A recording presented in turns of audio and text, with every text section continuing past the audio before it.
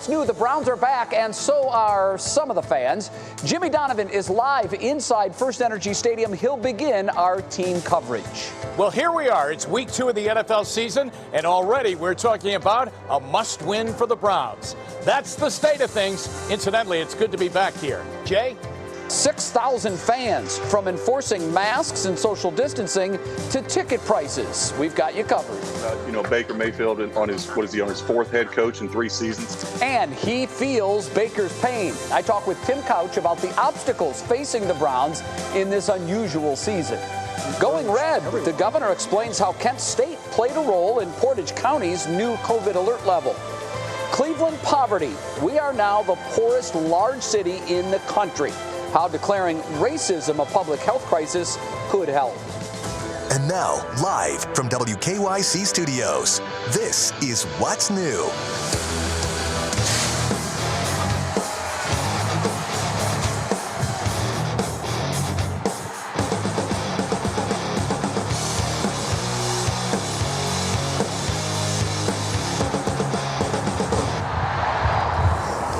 And get fired up, Cleveland. It is game night on the lakefront. Your Browns will be wearing those orange pants tonight, and you are looking inside First Energy Stadium. The Browns' home opener just a few hours away now as we welcome our in-state rival Cincinnati Bengals to town, and there are a lot of new procedures in place this season for fans. Hello again, everybody, and thanks so much for choosing What's New on this Thursday game night. I'm Jay Crawford. Tiffany Tarpley is in for Betsy today. Tiffany, thanks for hanging out with us. Always good to see you. It's good to be here with you, right? Got on my orange. I'm ready. We are on the 3rd floor of WKYC Studios. I don't know if you can see it here behind me, right? First Energy Stadium. We are ready for tonight. And of course, there are fans that are excited, right? But they're really hoping that tonight isn't what we saw on Sunday. So we have a question for you. We want to know, who do you think is going to win? Who do you want to win tonight? Go to WKYC.com/vote now to weigh in. I have it on my phone right now, Jay, and so far 53% of people are rooting for the Browns. Yeah, that's too close, to be honest with you. But that's what happens when you get blown out in your season opener. Tiffany, thanks. We have team coverage for you tonight. Mark Namick will tell us what's new inside the stadium in order to keep fans safe and how the Browns want to get more people into those seats as the season goes on. Drew Horansky is live outside downtown. He's going to tell us what bars and restaurants are doing to prepare for a very busy night. But we start with the voice of the Browns, Jim Donovan. He is inside First Energy Stadium. Jimmy, great to see you again. And I know you always give it to us straight. So how do you feel about tonight's game? Jay, it's good to be with you. It's good to be inside First Energy Stadium, and it is a beautiful night for football or anything else. But let's deal with the football side of it, and let's get right down to brass tacks. I think we all thought that last Sunday the Browns would struggle in Baltimore, but not to the level that they did, losing by 32 points. So that's why there have been some sleepless nights, getting us to week 2 against the Bengals tonight, which all of a sudden becomes a must-win for the Browns and certainly for quarterback Baker Mayfield. But the Browns are happy about a number of things. Number one, that they're back home. Number two, that they're going to have some fans in the stands, albeit only 6,000. But they feel it's been empty, and the first taste they got of that was at M&T Bank Stadium in Baltimore, and they said it was very, very difficult to get used to, something that they're going to have to pump themselves up because normally they use the crowd to get themselves pumped up. But let's get down to the basics. It's a big night for Baker Mayfield and the Browns. So much more has to go right tonight that went wrong on Sunday. I mean, it'll feel a little bit different. I think the biggest difference from being out there on the field, after talking to everybody, during the TV timeouts, it's just dead quiet in the stadium. So I think just having some fans in there will make a pretty big difference. But then again, it doesn't matter where we're playing, who we're in front of. You have to go out there and do your job each play and focus on that. Jay, Kevin Stefanski said, I know there are going to be 6,000 people here. I hope they selected 6,000 who want to be loud. He wants to hear them here tonight. Injury news for you. Jarvis Landry is a go. He was questionable with the hip. We're still waiting on 3 guys on that Browns offensive line that are still questionable, and that would be very, very important. That would be the starting left tackle, Jedrick Wills. I think he is going to go. J.C. Treader, I think he is going to go. Jack Conklin's been struggling with a finger, but more importantly, an ankle. That one's a little 50-50 right now. They need the offensive line. Jay, they have to get back to what they do well, and they need to realize what they do well, and that's run the football. And they have to do that tonight. Yeah, they absolutely do. And not getting into a big hole early would be very helpful to try to continue to do that. Jimmy, I'm hopeful tonight, and I do think at the end of the night that the Browns will come out on top. But I have to tell you, this is how sick I am, and this is what being a Browns fan your entire life will do to you. I've been preparing since Monday to lose on an Austin Seibert field goal on the game's last play.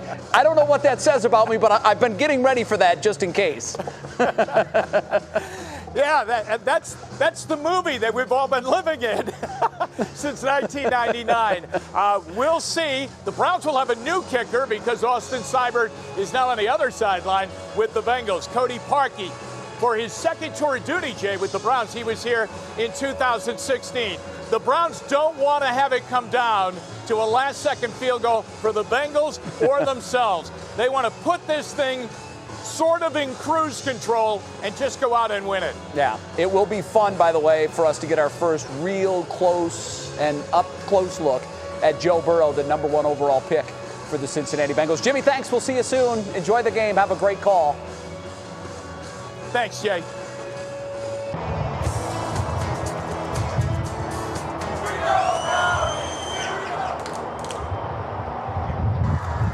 Well, on your feet at 5, these are the images we are used to seeing on game day.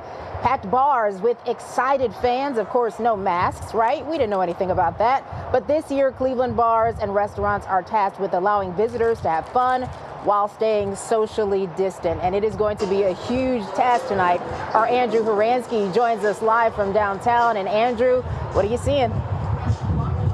Hi, Tiffany. Well, I'm on bar crawl duty tonight, and we're coming to you live from the Barley House. And as you can see, social distancing measures in place. You can see the plastic dividers behind me for groups. And if you look on the floor, of course, those signs we're familiar with seeing in terms of social distancing. And I can tell you, gee, what a difference 30 minutes makes. We got here around 4 o'clock tonight. Not too crowded. I wasn't sure if perhaps that had to do with the fact that we were in a pandemic, or maybe it's just a school night, but things are certainly filling up here, and there's definitely great energy here. And of course, if you are choosing not to be inside, you certainly have the option of coming outside as well. So if we can come back here, you can see the patio is starting to fill up here as well this afternoon. Certainly going to be a big night, a night, of course, that has always been very big for the Browns fans and for bars down here. And you can see people are cheering already at the bar, hoping for a win, hoping that it isn't what we saw just a couple of days ago. Tiffany, to you. Yeah, Drew, you know, a lot of people just hoping to get back to some sort of normalcy that they can, even with this Browns game tonight. Thank you. Sure. Well, there is more at stake tonight than the Battle of Ohio. The future of fans at First Energy Stadium for the rest of the season is also on the line. The stadium, which normally holds 68,000 fans, capped tonight at just 6,000. Mark Namick is here to tell us about the team's plan to get more fans safely inside those empty seats as the season goes on. Mark, how are the Browns trying to keep fans socially distant for tonight's game? Hi, Jay, and I'm going to get to that in just a second, but I wanted to say, you know, we're down here with the 88 Counties RV because this is another chapter in the state's story. What's going on in the stadium is about more than what goes on between the lines. Keeping people separated when they come in is the key. That's why every fan has a designated entrance to come into and a suggested time, so there's no congregating. Also, they're going to be seated in areas called pods with their friends between 1 and 10 seats. They're going to be, the upper level is closed completely to them. They're going to be restricted in their movement of where they go in the stadium, all with the same idea, to limit interaction among crowds. I'm wondering what we'll see in the dog pound. That's probably the most important part inside First Energy Stadium. You know, I don't think you're going to see, when the Browns do score a touchdown, a player getting swallowed up by the fans in the end zone, and I don't think we're going to hear too much barking. All right, is there a target number, Mark, a target number of fans that the Browns would like to see inside the stadium for games later this year?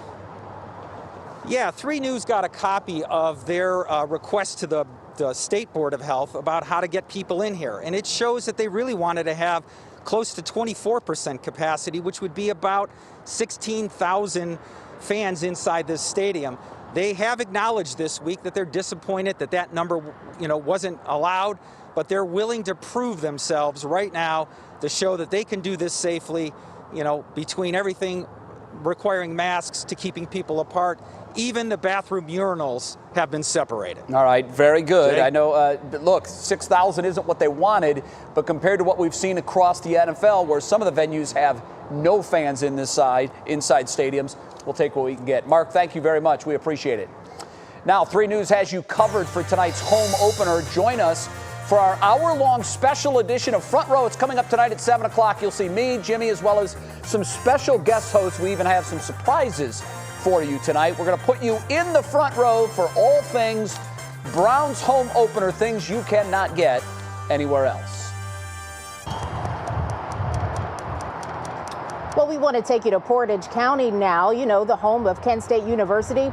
Well, it is seeing a spike in cases. So now that county is at red alert level. That is the 3rd level, which means very high exposure and spread of COVID-19. This afternoon, Governor Mike DeWine said more than half of the cases reported this month in Portage County have been from people under the age of 29. He pointed to gatherings off campus as the main reason for the spike. Portage County also seen an increase in average daily outpatient visits from an average of 6 on September 10th to an average of 9 on September 15th. The majority of cases are being driven by activities in off-campus housing and to a lesser degree Greek housing. In response to these new COVID-19 numbers, Kent State University announced that starting tomorrow, all Kent campus dining locations will serve takeout only, and only students living on campus can enter the residence halls. Now we want to take a look at the bigger picture here. Within the last 24 hours, 1,067 cases were reported. While that is a slight increase from yesterday, it is still below the 21-day average of 1,084.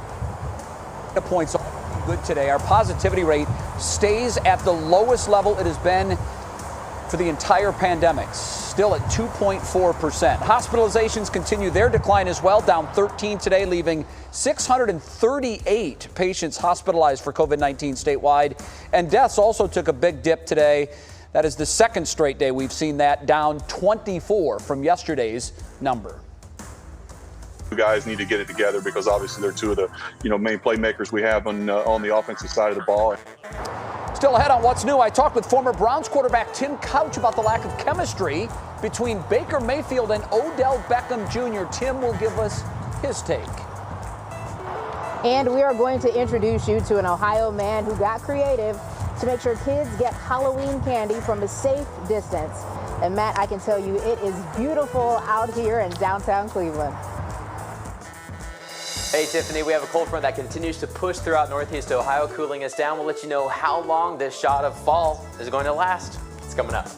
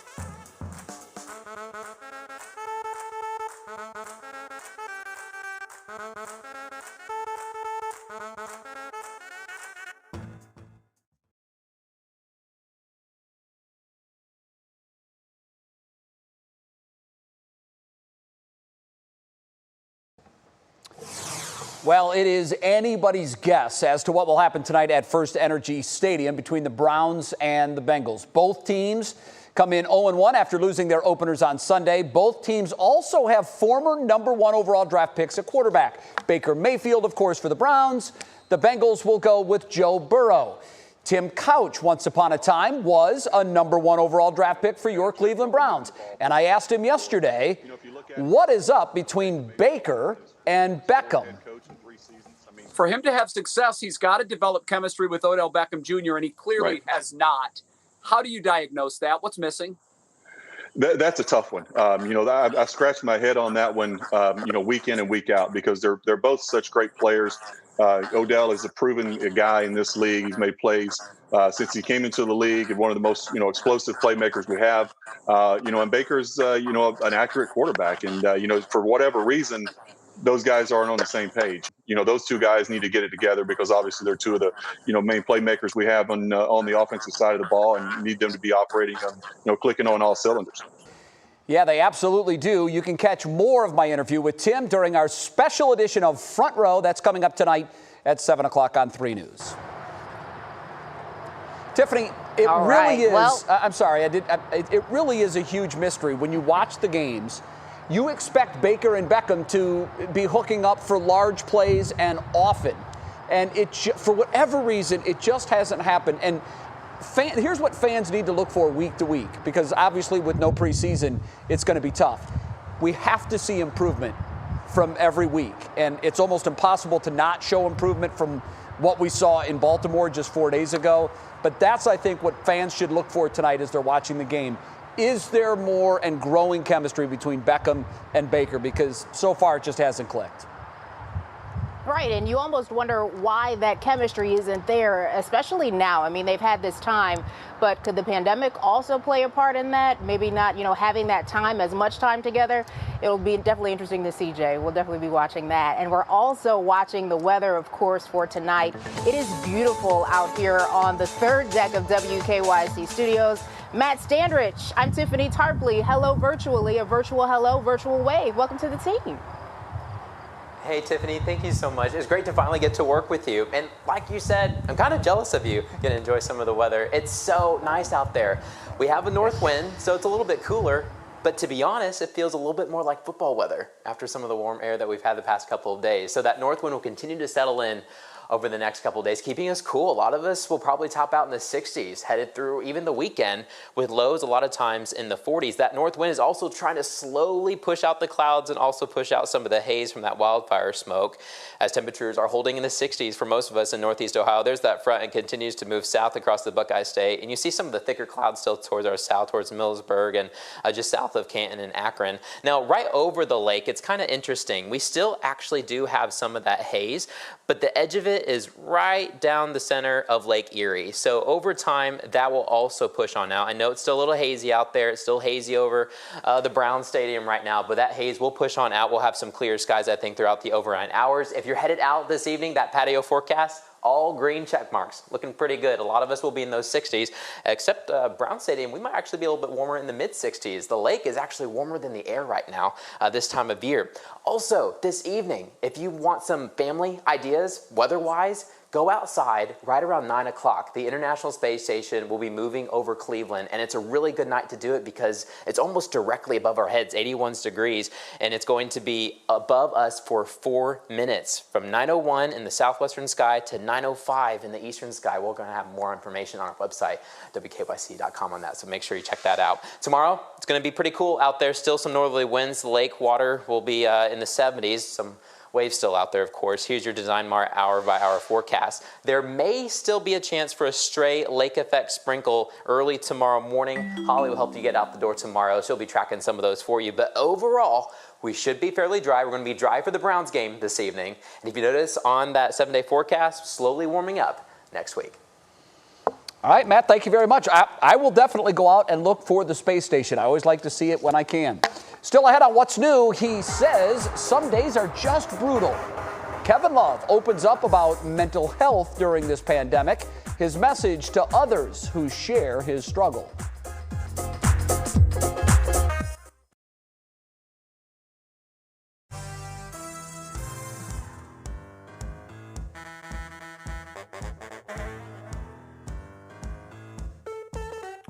You mean Stephanie? Yep. Hello, mic check. The Browns are playing the Bengals and they're wearing orange.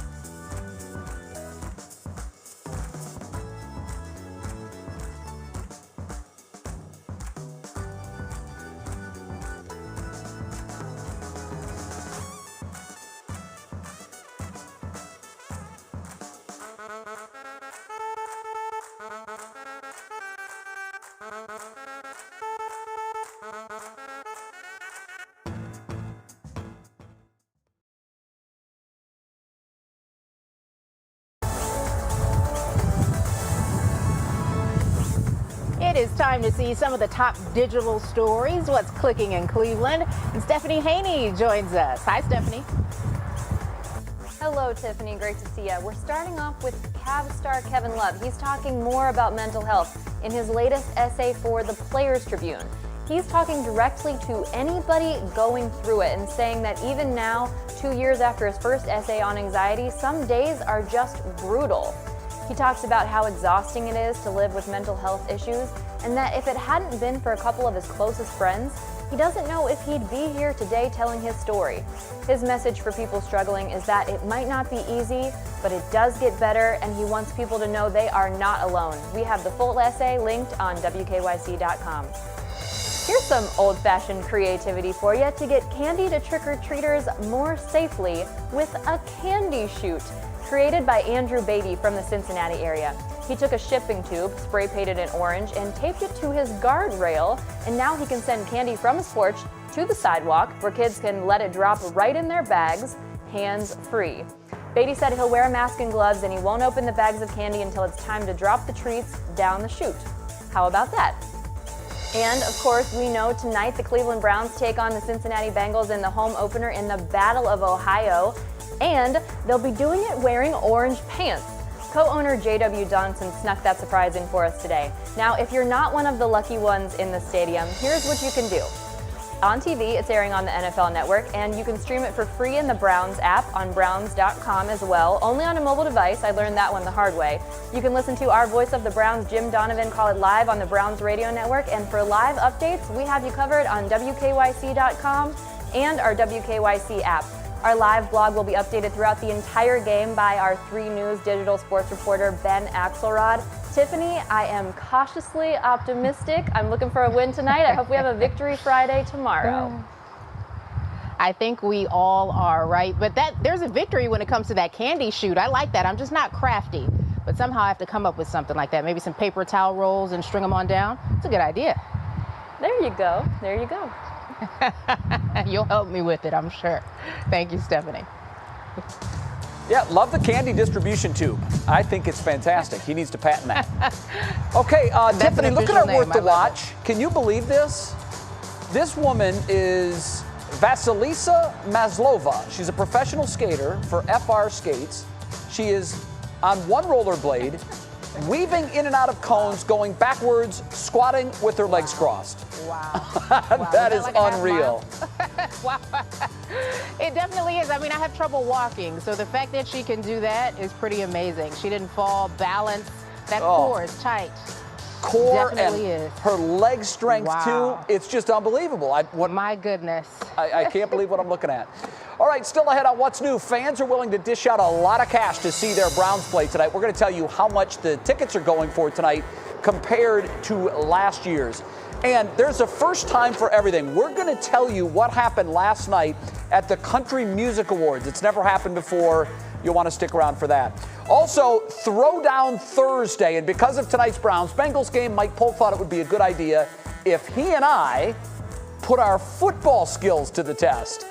Oh, man. I'm not sure either one of us did ourselves any justice. It's coming up.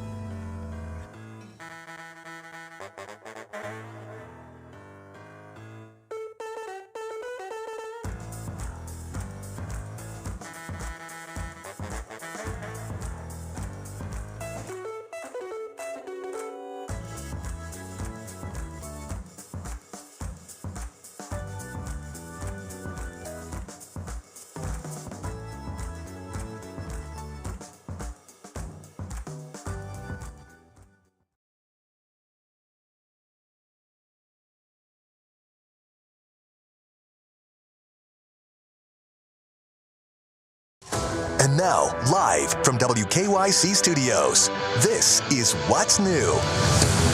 And welcome back to What's New on this Thursday afternoon with Tiffany Tarpley. I'm Jay Crawford. We're all, of course, geared up for tonight's big game. The Browns hosting the Bengals. And boy, Tiffany, what a win would do for the outlook of this football team and its fans after last week's shellacking to the Ravens. And that is obviously our top talker on this Thursday night. The Browns and Bengals at First Energy Stadium. Unlike some other NFL teams, there will be fans inside the stadium for tonight's game. There will only be about 6,000 fans in the stands. The stadium, of course, holds about 68,000 fans, but because of COVID, fans and their movement once inside will be limited. Tickets are going for more than double on some third-party seller sites compared to what opening day tickets were going for last year. One site, we saw tickets that are going for $227. Compare that to $134 for last year's opener against the Titans. Even with the COVID threat, fans are eager to get inside First Energy Stadium. I mean, they're allowing 6,000 fans. You know, the team's asking those 6,000 fans to sound like 60,000. So I'm telling everybody, bring your A game, come loud, come proud, and we'll see what happens tonight. Season ticket holders were given first dibs at tickets for tonight's game, starting with those who've had their tickets the longest. But those that got shut out had to buy individual tickets, which are also double the price.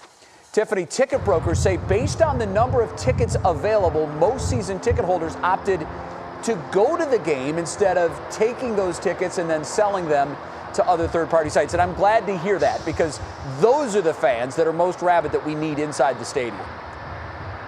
Yeah, we definitely do. But it's almost also, you think of a case of the haves and the have-nots, like the people who actually get to go to the game and experience it. You hope maybe down the road during this pandemic things could change when more people come in. But you never know. We might just have to wait until next year. But there's another top talker when it comes to the game tonight. Bud Light, Jay, I don't know if you've heard about this. They have these new commercials. They call them Thursday Night Shout Out, and they're highlighting locally Black-owned restaurants. We want you to check out this one. I was born here in Cleveland. My dad had started a business in 1958. My dad instilled in me, you take care of the community and they'll take care of you. He taught me, you cook with love, man. You cook from your heart and it'll show off in return. And so tonight's commercial highlights Beckham's B&M Barbecue. There are two locations, one in Cleveland, one in North Randall. That was Greg Beckham, of course. Really nice to see that, Jay. And I think it's important to give people perspective when we talk about this. There was this article I was reading, a study that said more than 40% of black business owners nationwide said in April that they were no longer working. Now compare that to white business owners, 15%. Wow. So there is a disparity there. There's a huge disparity there, and I'm so glad that Bud Light is doing this, shining a spotlight on minority-owned businesses, and we get the crack at it tonight as the game is here in Cleveland. I don't know about you, Tiffany, but for the rest of the show, if you hear noises coming from what sounds like my area, it's my stomach grumbling after looking at that delicious barbecue. Right? Now I'm starved. I need tailgate food. I really do. And he always comes through. Yes, we've had him on We the People so many times. He gives back to the community, and he always brings us a nice spread. It is amazing food for sure. I can only imagine. And I love what he said there. You cook with love. It will come through. Well, it is time now to check in with Laura Queso. She's made her way to the news desk in the newsroom, and she's been tracking other top stories making headlines here at the bottom of the hour. Hi, Laura, to you. And I know that you're a new Browns fan. Yes. And I know that you're working tonight, but you'll be watching the Browns game and working at the same time, so enjoy. Well, look at the color I'm wearing. I saw that. I'm all here. Yes. I'm here for it. All right, let's get to it, Jay. New data from a U.S. Census Bureau survey found Cleveland is now considered the poorest large city in the United States. The mayor addressed that data today, saying poverty is an ongoing situation and inequities, disparities, and racism are major issues that need to be addressed to fight this. We talked to the Sisters of Charity Foundation about possible solutions. In order to really understand what it means to bring those numbers down requires digging in, listening in, and working together on solving poverty. She says declaring racism a public health crisis could help here. And by the way, just so you know, these numbers are from last year, and they do not include the impact of coronavirus on the city. Mayor Frank Jackson also addressed the closure of the IX Center during a press conference today. The city still owns the building, and the mayor says they'll determine the best way to use it. The city will lose the $2 million a year it got in lease payments from the center's operator. 75 people will lose their jobs, and the money from that payroll tax will also be a big hit to the city. All right, let's talk about a possible upside to social distancing and wearing those masks. The CDC now says cases of the flu are actually at a record low right now around the world, too. The flu rate here in the U.S. dropped from 19% from September to February of this year to just 0.3% in March after schools closed and stay-at-home orders went into effect. And, you know, I was watching the governor's press conference today. He had a doctor on. She said now's the time to get your flu shot. You don't want to be the parent, she said, whose child gets flu and coronavirus. We do not want to see what that looks like. No, I know a lot of people are worried about that as we go into the flu season as well. Get your flu shot, please. Laura, thanks so much. We'll see you in 24 minutes for What Matters Most at 6 o'clock. Still ahead on What's New, it was a night unlike any other for the Academy of Country Music Awards last night. Thomas Rhett opens up about what it's like to share Entertainer of the Year with a fellow country artist. Plus, we'll have the other big moments of the night. And the big moment tonight, of course, is going to be the Browns game. And Matt, people are looking forward to the forecast. Hey Tiffany, that cold front continues to push south. We still have a little bit of haze left over. That's also pushing south. We'll let you know when that heads out. We'll also let you know how cool it's going to get this weekend. That's all coming up.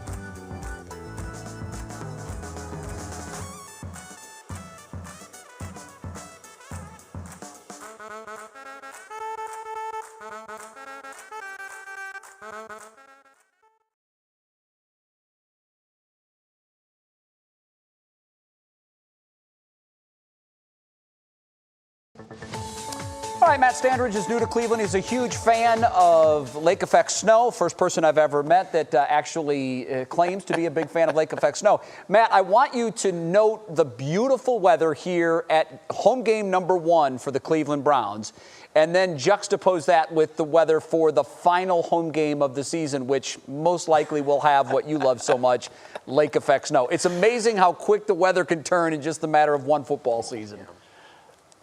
It's always this time of year, you know how deep you are into football season based on the weather. So true. Of course, right now we're in the 60s, so we're kind of, early beginning with COVID. It's kind of been weird, but yeah, it's going to get colder with a lot of these football nights. But Jay, around the lake and right along the lake shore at Brown Stadium, actually they have some of the warmest air just because the lake's actually warmer than the ground and the air itself. So it's nice to be along the lake at this hour. I want to take you to your patio forecast, Jay, as we're headed out the door later this evening and get into the overnight hours. Honestly, looking very nice. A lot of us are in the 60s. We had a cold front come in this morning. It was a little bit cloudier this morning. You may have noticed that. But we're going to stick in the 60s pretty much throughout most of the evening hours. We'll drop into the 50s after midnight, but all green check marks as you're headed out the evening. We'll continue, though, with that north wind the next couple of days. That front is giving us that cool air coming in from Canada right over the lake. And it's also slowly trying to push out some of that haze. We're still working on it a little bit, but this sky will get bluer and bluer as we press forward. We're in the 60s right now in Northeast Ohio, but when you look north, the greens, they get darker. You see some blues on the map too. That cooler air is trying to reside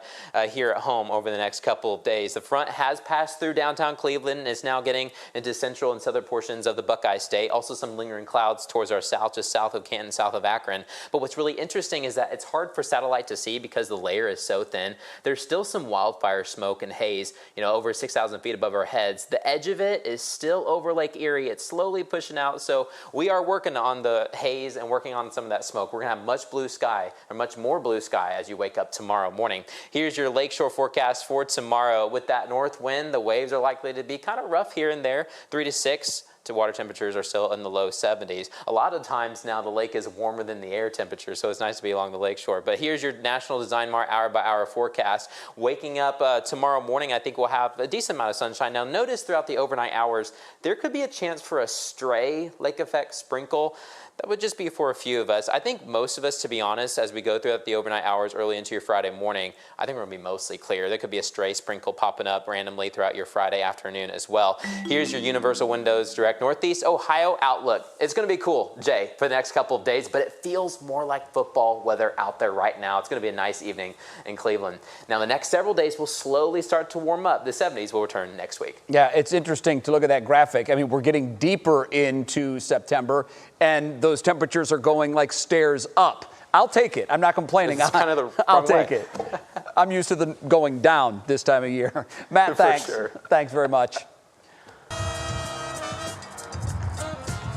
Well, today's Pop Break is all about one of the biggest nights in country music. And just like we've seen a lot in 2020, something happened that has never happened before. Here's Sarah Shipman. History was made last night during the Academy of Country Music Awards. Singer Mickey Guyton became the first black woman in the show's 55-year history to take the stage and perform singing her hit song, What Are You Gonna Tell Her? She was accompanied on the piano by the show's host, Keith Urban. Not a bad pair, if you ask us. Taylor Swift returned to her country roots last night, performing a stripped-down version of the song Betty from her new album Folklore. Fans were quick to note that while it wasn't her first time singing at the award show, it had been 7 years since she last graced the ACMA stage. Unfortunately, Gwen Stefani and Blake Shelton weren't able to travel to the ceremony, but that didn't stop the Lovebirds from putting on a show, singing their duet Happy Anywhere, and using a green screen to project themselves at Nashville's iconic Bluebird Cafe. Nothing like making the best of a bad situation. And the most jaw-dropping moment of the night came when Keith Urban announced the Entertainer of the Year award for the first time was a tie. Carrie Underwood and Thomas Rhett will share the award this year, which he told the Today Show team is okay with him.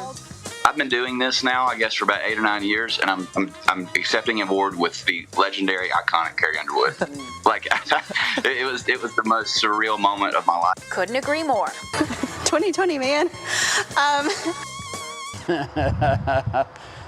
That's exactly right. I like the fact that it was done with grace, right? It is 2020. Yeah, it was done with grace. You're exactly right. And I mean, in the year 2020, I think we've learned to expect the unexpected. And that certainly had everybody shocked when they made the announcement. It was a shocker for sure. Yeah. And I have a feeling we're going to have a lot more shocks to come before the year is over. Yeah, I do too.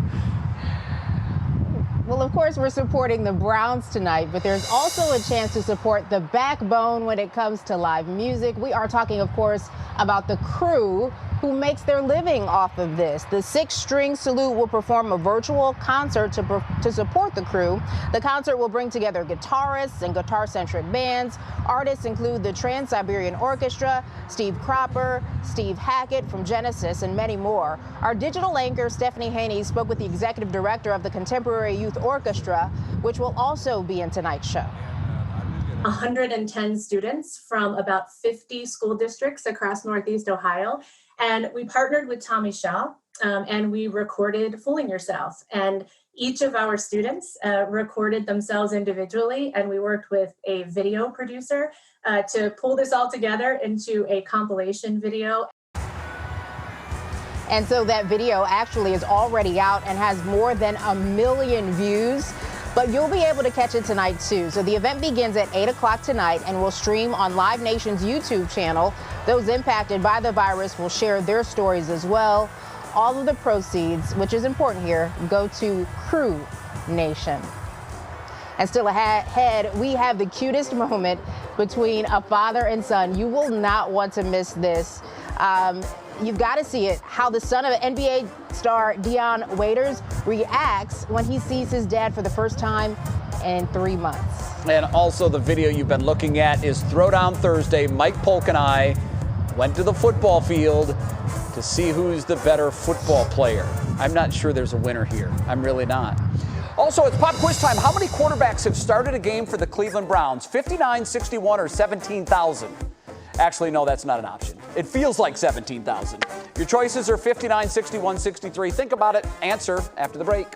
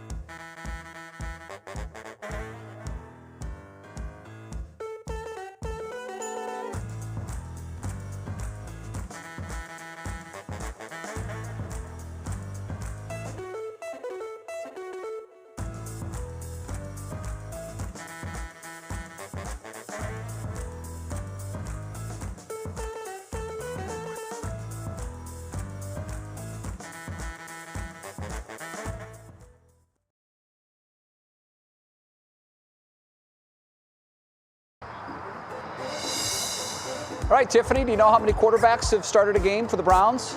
Here's our choices. Well, part of me wants to go with the highest number there is, right? So I'm going to guess 63. Yeah, see, that's the same logic I used. I would have guessed 63 too. Right. But, you know, we did the old swervy derv there. It's actually 59. And I think we've had about 55 in the last 10 years. It's crazy. Right. Really, the answer to that question, Tiffany, quite honestly, is way too many. That's the correct answer. Well, it is Throwdown Thursday, and typically Betsy and I are tested on some sort of topic. The winner gets our coveted leg lamp trophy. But since she's off, Mike Polk decided that he would fill in, and it was his idea to have a little competition on the football field. Mike has a chance to steal the leg lamp from Betsy and I in a football challenge. Before we get to the challenge, I want to mention we stayed socially distant the entire time, and we did follow all recommended guidelines. Welcome, everyone, to this week's edition of Throwdown Thursday. We've decided to pit Jay and Mike against each other in 3 different events that represent the most basic fundamentals of Cleveland Browns football. Our first event is passing. Jay and Mike will attempt to throw 3 passes through this child's hula hoop. Jay Crawford will be first to throw. Ooh, very close. Yep, that's through. That went through. Okay. Not a bad performance by Jay, but certainly not unbeatable. Now let's see what Mike can do. Now, envision everyone who ever wronged you. That's too high. All right. Oh, not a great showing from Polk there either. We just hope his father's not watching. Now let's move on to our next event, kicking. Mike will be the first to kick. Whoa! Ah! Excelsior! Oh, just to the left there. The majority of that performance just is flat out embarrassing. Let's see how Jay does. That's one through. There it is. 3 for 3.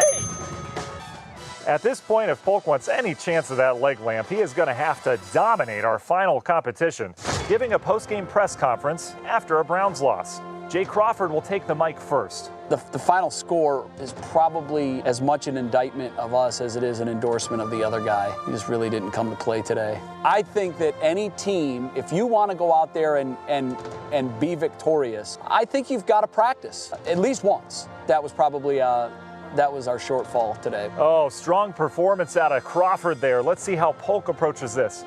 Obviously, there are some plays that I would like to have back that happened throughout the first, second, third, and fourth quarters. I blame myself.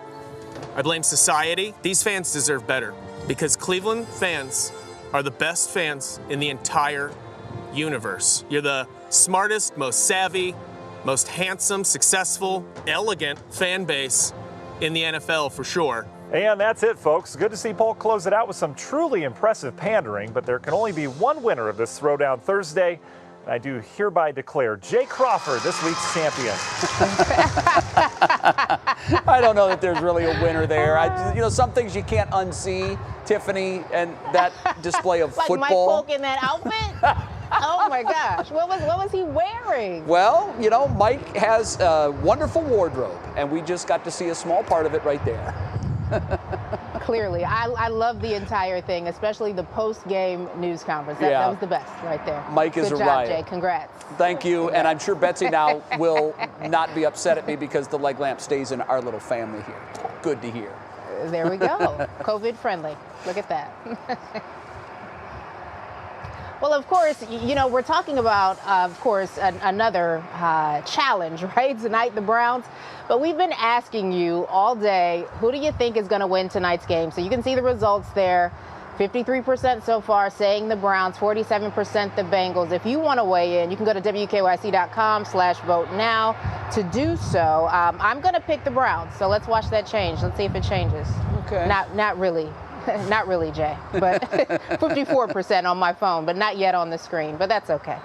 All right, so still ahead. It is Show Us Something Good. It'll give you all the feels that you need on this Thursday. We're going to show you the moment Deion Waiters reunited with his son after being away with him for three months because of the NBA season. And then tonight on What Matters Most at 6, we hear from Mayor Frank Jackson about what's next for the IX Center.